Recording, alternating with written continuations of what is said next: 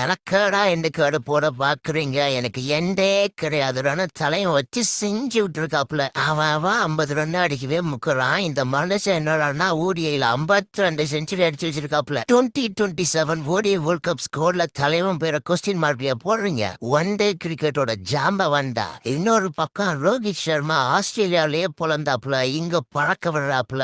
ஓடிஐல highest 6 தலைவன் தான் அடிச்சு வச்சிருக்காப்புல. 352 சிக்ஸஸ் ஐயாப்பா. இனி எவனும் விராட் ரோஹித் ஒரே வேர்ல்ட் கப் கன்ஃபார்ம் இல்லைன்னு வாய திறந்துடாதீங்க.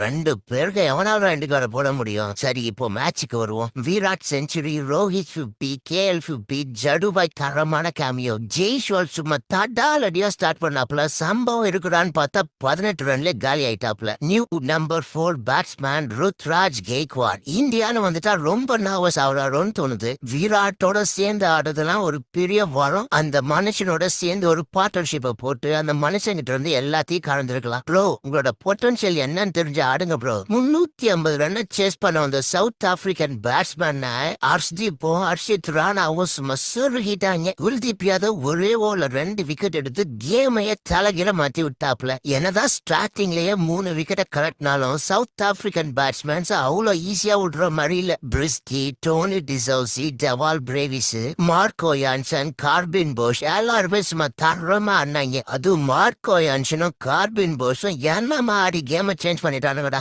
லாஸ்ட் ஓவர் வரைக்கும் கேம் சும்மா பரபரப்பா போச்சு. கார்பின் போஷ் சூப்பரா கேமை கொண்டு போனாப்ல. டெவால் பிரேவிஸ் பறக்க விட்ட ராக்கெட்டை பத்தி அடுத்த வீடியோல பேசுவோம். வீடியோ முடிஞ்சு போறதுக்கு முன்னாடி அந்த சப்ஸ்கிரைப் பட்டன் இருக்குல்ல கீழே, அதை மட்டும் மறக்காம தட்டிட்டு போயிடுங்கடா.